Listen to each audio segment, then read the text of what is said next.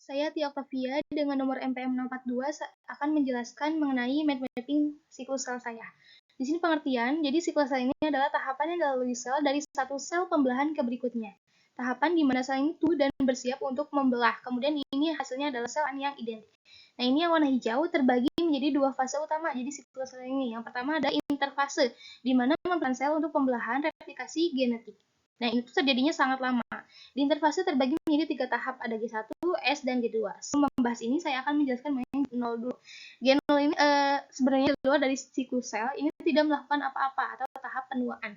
Nah, G0 ini masuk penangkap sel yang hanya bertahan. Oke, masuk ke G1. G1 ini kromosomnya berduplikasi, peningkatan ukuran sel, penggandaan organel, persiapan sintesis DNA. Nah, sebelum masuk ke tahap S, di sini harus melakukan checkpoint dulu. Checkpointnya apa? Ini mekanisme kontrol ya, regulasi siklus sel. Fungsi dari checkpoint pertama itu untuk mencegah penularan kesalahan genetik ke sel anak, untuk memastikan proses penting yaitu replikasi DNA, untuk memeriksa keberlangsungan hidup sel dalam kondisi buruk. Nah, di dalam kemampuan sel ini untuk melalui siklus sel tergantung dari adanya protein, siklin, dan CDKS. Jadi, sintesis kontrol siklus sel ini memulai siklus sel tergantung dari protein, siklin, dan CDKS. Nah, CDKS ini akan aktif kalau berikatan sama siklin. Ya, kemudian ini akan menstimulasi siklus sel secara terus-menerus dengan memfosforasi protein. Nah, kalau misalnya peningkatan kadarnya itu peningkatan kadar siklin itu sampai melewati ambang, ini disebut sebagai CDKS inhibitor. Kemudian di satu ini cek ngapain aja, yaitu nutrisinya itu cukup, terus faktor pertumbuhannya cukup, ukuran selnya itu memadai, dan nggak ada kerusakan DNA. Nah, kalau misalnya kerusakan DNA-nya itu terjadi, di sini ada sensor ATM dan ada ATR. Di sini ATM aktivitas protein yang stimulasi oleh gen-gen. Kemudian kalau ATR itu homolog dari ATM. Kemudian dari ATM dan ATR ini akan memfosforilasi dan mengaktifkan SGGS1. Kemudian kalau misalnya ada kesalahan DNA, ini nggak bisa langsung masuk ke siklus S ya.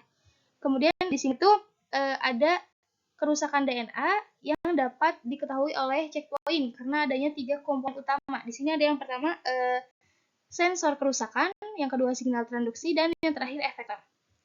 Di sini regulasi di G1 menentukan pada fase G1 ini yaitu siklin D atau CDK4 and CDK6. Dan kalau sudah checkpointnya mantap, masuk ke S, fase S. Di sini adalah sintesis atau replikasi DNA, duplikasi genom, dan kemudian kromosom ini akan menjadi diploid. Nah, regulasi yang menentukan pada fase E adalah siklin A atau CDK2. Kemudian kalau sudah masuk ke G2, di sini adalah sel tumbuh dan bersiap untuk mitosis. Nah, sebelum masuk ke mitosis, di sini melakukan dulu checkpoint di G2 ini. Checkpointnya apain? Checkpointnya itu adalah sel memeriksa apakah kromosom sudah selesai dan nggak ada kerusakan DNA. Nah, kalau regulasi yang menentukan pada G2 ini disebut adanya siklin A atau CDK2. Lalu masuk ke mitosis. Mitosis ini adalah pembelahan inti sel. Nah, ini tuh jadinya sangat singkat. Kalau regulasi yang menentukan pada fase mitosis ini adalah siklin B, ini CDA2. Nah, mitosis ini terbagi 4, ada profase. Yang pertama, profase ini adalah kromosomnya itu sudah mengganda dan memadat. Kemudian membran intinya itu udah mulai rusak ya, atau disebut sebagai fragmen. Kemudian ada masuk ke metafase. Metafase ini adalah kromosomnya berjejer di bidang ekuator. Nah, sebelum masuk ke anafase, di sini dilakukan lagi checkpoint. Checkpointnya itu sel akan tertahan di titik ini kalau mitotik spindlenya itu gagal untuk secara adekuat gitu ya.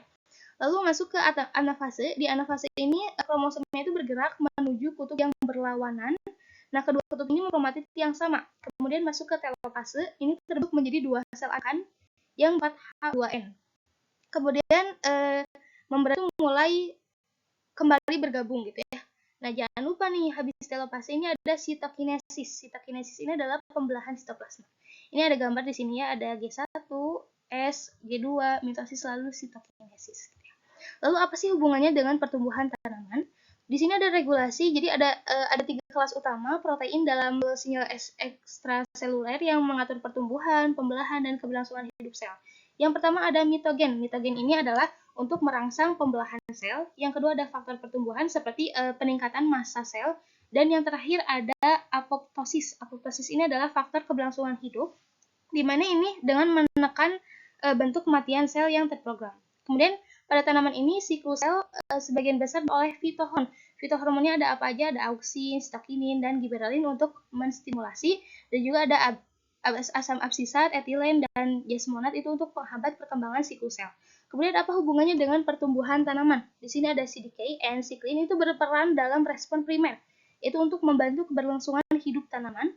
Kemudian di fase yang bergantung pada siklin, yaitu bertindak sebagai kode sinyal intraseluler untuk merespon tekanan lingkungan.